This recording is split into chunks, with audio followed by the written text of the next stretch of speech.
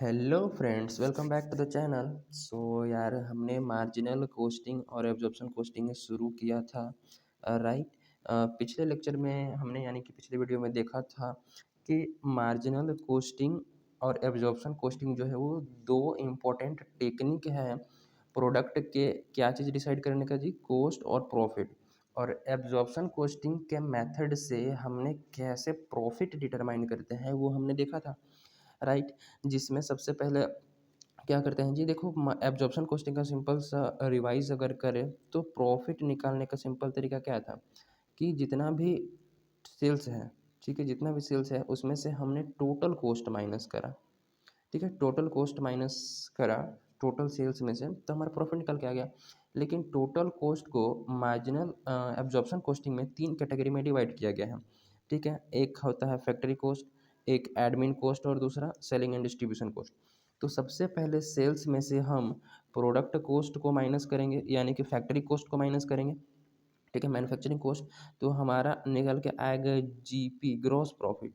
Right. And then gross profit से हम जो पीरियड कॉस्ट है, पीरियड कॉस्ट यानी कि एडमिन कॉस्ट और सेलिंग एंड डिस्ट्रीब्यूशन कॉस्ट को पीरियड कॉस्ट ट्रीट किया गया है इसमें। तो जीपी से हम फिर डायरेक्ट एडमिन कॉस्ट और सेलिंग एंड डिस्ट्रीब्यूशन, इनका फिक्स्ड और वेरिएबल दोनों कंपोनेंट। ठीक है, एडमिन का फिक्स्ड वेरिएबल अगर होगा तो दोनों, और सेलिंग का फिक्स्ड और जो क्या बोलते हैं फिक्स्ड और वेरिएबल दोनों होगा तो जीपी से माइनस करेंगे। देन उसके बाद हम हमारा उसके बाद नेट प्रॉफिट निकल के आ जाएगा। सिंपल सी बात है, ये सारी चीज़ें हुई थी। राइट। तो आज बात करने वाले हैं मार्जिनल कोस्टिंग में कैसे कैसे किया जाता है चीज़ें। राइट। तो देखते हैं मार्जिनल कोस्टिंग में। हम्म तो ये हमारा मार्जिनल कोस्टिंग आ चुका है स्लाइड। तो चलिए, देखो जो मार्जिनल कोस्टिंग है इसमें जो चीज़ें ली जाती हैं, देखो ध्यान से, सिंपल सी पहले बात बता देता हूँ कि मार्जिनल कोस्टिंग में जो प्रॉफिट निकलेगा, ठीक है, वो दो पार्ट में निकलेगा, दो स्टेप्स हैं। ठीक है, प्रॉफिट निकालने के सबसे पहले तो सेल्स में से हम माइनस करेंगे वेरिएबल कॉस्ट। ठीक है, सेल्स में से वेरिएबल कॉस्ट माइनस करेंगे, जिसको बोला जाए कंट्रीब्यूशन। ये हमारा सीवीपी एनालिसिस वाला फॉर्मूला अप्लाई होगा। ठीक है, उसमें से हम देन फिक्स कॉस्ट को माइनस कर देंगे तो हमारा प्रॉफिट निकल जाएगा। मेन चीज़ें वही हैं, पहले वेरिएबल कॉस्ट और फिक्स कॉस्ट। तो इसमें जो मार्जिनल कॉस्टिंग में जो कॉस्ट है उसको दो पार्ट में क्लासीफाई किया गया है, एक फिक्स्ड कॉस्ट और एक वेरिएबल कॉस्ट। ठीक, ये बेसिक ओवरव्यू प्रॉफिट निकालने का। तो इसको अगर अब तो ठीक है कैसे निकालना है, लेकिन पहले ये तो समझो कि मार्जिनल कॉस्टिंग होती क्या है। तो मार्जिनल कॉस्टिंग जिसको और क्या कहा जाता है कि डायरेक्ट कॉस्टिंग और variable costing. Right. Marginal costing का नाम क्या है, डायरेक्ट कॉस्टिंग और वेरिएबल कॉस्टिंग। वेरिएबल कॉस्टिंग मतलब सबसे पहले वेरिएबल के जो वेरिएबल एक्सपेंस है उस पर ज़्यादा फोकस किया गया है। देखो, marginal costing is a costing method, marginal costing costing method है। ठीक है, which charges the product, which charges the product only those cost that vary directly with volumes. ठीक है, ये इसको थोड़ा पॉज करते हैं। हाँ जी। तो अभी देखा कि जो मार्जिनल कॉस्टिंग होती है, इसको थोड़ा समय एक, हाँ, जो मार्जिनल कॉस्टिंग होती है वो कॉस्टिंग मेथड है जिसमें क्या किया जाता है कि उस कॉस्ट को चार्ज किया जाता है जो डायरेक्टली रिलेटेड होते हैं वॉल्यूम से। मतलब कि वॉल्यूम मतलब प्रोडक्शन। तो प्रोडक्शन अगर बढ़ेगा, ठीक, प्रोडक्शन बढ़ेगा तो हमारा कॉस्ट भी बढ़ेगा, और प्रोडक्शन घटेगा, ठीक है, तो हमारा कॉस्ट भी क्या होगा, घटेगा। यानी कि इसमें वो सारे खर्चे, या मैं देखो, जो डायरेक्टली रिलेटेड होते हैं उसको बोलते हैं वेरिएबल कॉस्ट। ठीक है, which are directly related to the production, simple. तो इसमें मार्जिनल कॉस्टिंग में क्या किया जाता है, which charges the product with only those cost, वो उसी कॉस्ट को केवल कंसिडर करता है जो कि डायरेक्टली रिलेटेड होता है किससे, वॉल्यूम से, यानी कि प्रोडक्शन से। सिंपल सी बात है। राइट। तो ये समझ गए।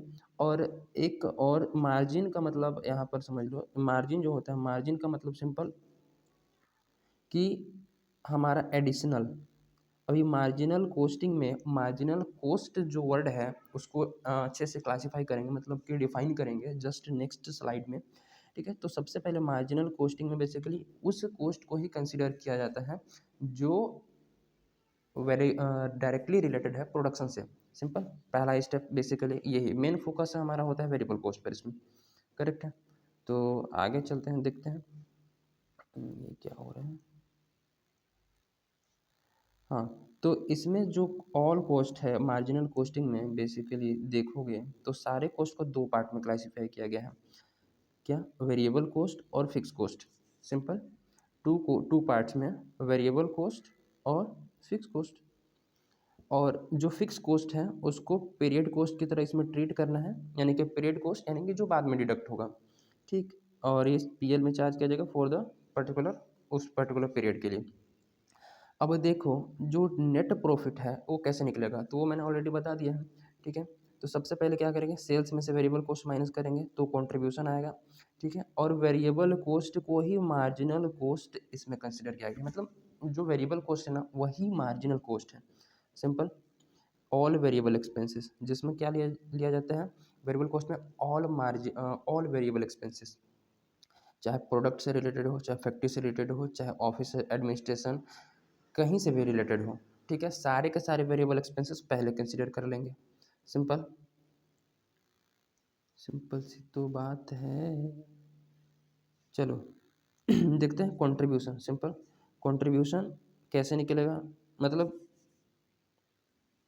कैसे क्या निकलेगा, सेल्स में से वेरिएबल कॉस्ट माइनस कर देंगे तो कंट्रीब्यूशन आ जाएगा, फिर कंट्रीब्यूशन में से हम फिक्स कॉस्ट माइनस कर देंगे तो प्रॉफिट निकल जाएगा। मतलब दो स्टेप्स हैं। सिंपल, पहला सेल्स में से वेरिएबल कॉस्ट माइनस करो देन कंट्रीब्यूशन आएगा। एक कंट्रीब्यूशन मेन हमारा डिसीजन फैक्टर होता है।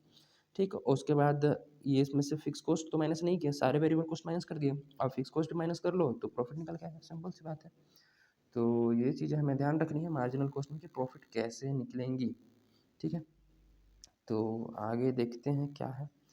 देखो, वैल्यूएशन ऑफ स्टॉक, जो इसमें मार्जिनल कॉस्टिंग में जो स्टॉक का वैल्यू किया जाता है वो finish stocks are valued at marginal cost.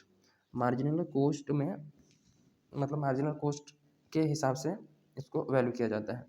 तो देखो अभी तक मैंने मार्जिनल कॉस्ट बहुत बार यूज़ कर लिया है वर्ड। तो मार्जिनल कॉस्ट का मीनिंग क्या है, तो मार्जिनल कॉस्ट का बेसिकली दो मीनिंग है। आपने इकोनॉमिक्स में भी पढ़ा होगा मार्जिनल कॉस्ट। ठीक है, मार्जिनल का मतलब पर एडिशनल। ठीक है, तो इसका दो मीनिंग है, देखते हैं दो मीनिंग क्या है। पहला, it is a variable cost. Simple, marginal costing एकदम जो वेरिएबल कॉस्ट होता है वही डिट्टो सेम टू सेम उसका डबल नाम है। Marginal costing is a variable cost. Variable cost में क्या है, डायरेक्ट मटेरियल, इसको थोड़ा और बड़ा करें क्या, हाँ जी।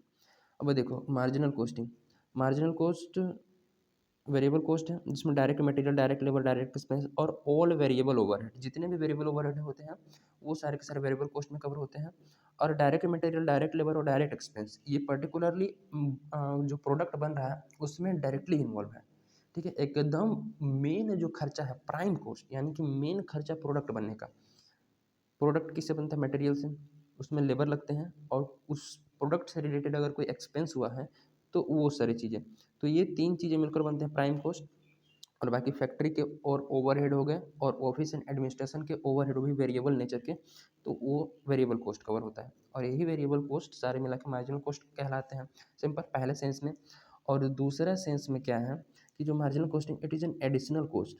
ठीक है, सिंपल अगर मार्जिनल कॉस्ट का अगर एग्जाम्पल से समझाएं तो लेट्स, अब इसमें नीचे दिया ही होगा, चलो थोड़ा सा और नीचे आते हैं तो अच्छे समझ में आ जाएगा।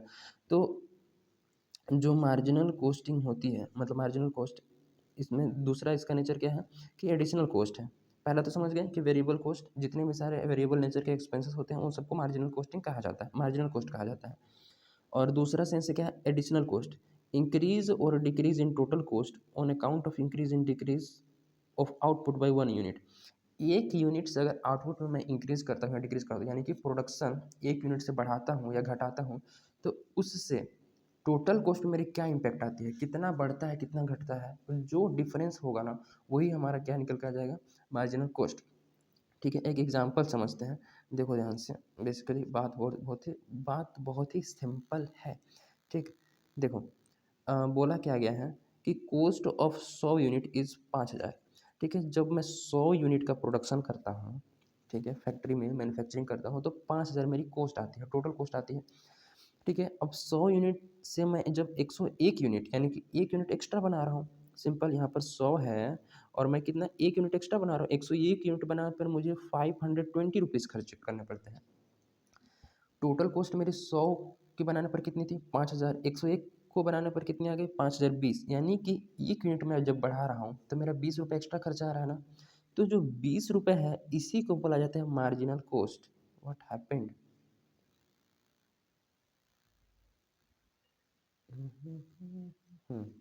ये कहाँ कहाँ टच, चलिए। तो ये जो 20 रुपये है यही हमारा क्या है जी, मार्जिनल कॉस्ट है। बात बड़ी सिंपल सी समझ में आ गई। तो इसके दो सेंस कि एक तो वेरिएबल नेचर, ये हमारा वेरिएबल है, मार्जिनल कॉस्ट एक वेरिएबल है और एक फिक्स्ड है, मतलब एक वेरिएबल है और एक एडिशनल कॉस्ट है। ठीक हो गया।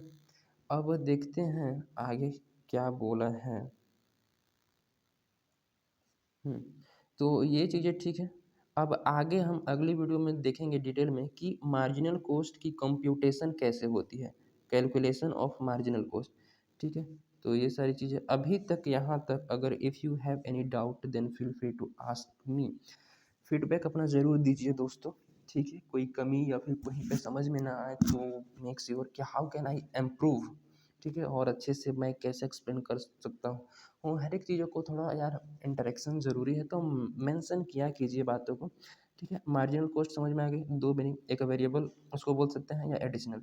ठीक है, जो क्वेश्चन में यूज़ होगी बेसिकली वो मार्जिनल कॉस्ट का ही, जो वेरिएबल कॉस्ट है उसी को मार्जिनल कॉस्ट के तौर पर हम लोग इस्तेमाल करेंगे। ठीक है, जो वेरिएबल कॉस्ट है वही हमारा मार्जिनल कॉस्ट कहलाएगा। तो यहाँ पर हमें वेरिएबल नेचर की, पर मार्जिनल कॉस्ट का एक और मीनिंग होता है कि वो पर एडिशनल। ठीक, एक मैं कम बनाऊँ या ज़्यादा बनाऊँ उससे प्रोडक्ट टोटल कॉस्ट पर क्या इम्पैक्ट पड़ता है, वो हम डिफरेंस जो है मार्जिनल कॉस्ट कहलाता है। ठीक है, तो ये सारी चीज़ें ध्यान रखने वाली हैं। बात बड़ी सिंपल सी है और कुछ ज़्यादा खास है नहीं। ठीक है, तो मार्जिनल कॉस्टिंग समझ में आ गया, जिसमें मेन फोकस क्या होता है, वेरिएबल कॉस्ट को चार्ज करना। ठीक है, प्रॉफिट कैसे डिटरमाइन होता है वो ऑलरेडी आप सीख चुके हैं कि सबसे पहले सेल्स दिया होगा, सेल्स में से आप वेरिएबल कॉस्ट सबसे पहले माइनस करेंगे तो हमारे कंट्रीब्यूशन निकल के आएगा, कंट्रीब्यूशन में से फिक्स कॉस्ट माइनस करेंगे देन प्रॉफिट। अल्टीमेटली हमें दोनों कॉस्ट को ही माइनस करना है, सिंपल। तो ठीक है, सो मिलते हैं इन द नेक्स्ट वीडियो। ठीक है, कैसे कैलकुलेट करते हैं मार्जिनल कॉस्ट, तो मिलते हैं। तब तक लाइक शेयर और सब्सक्राइब दबा के ठोको। ठीक है, चलो मिलते हैं।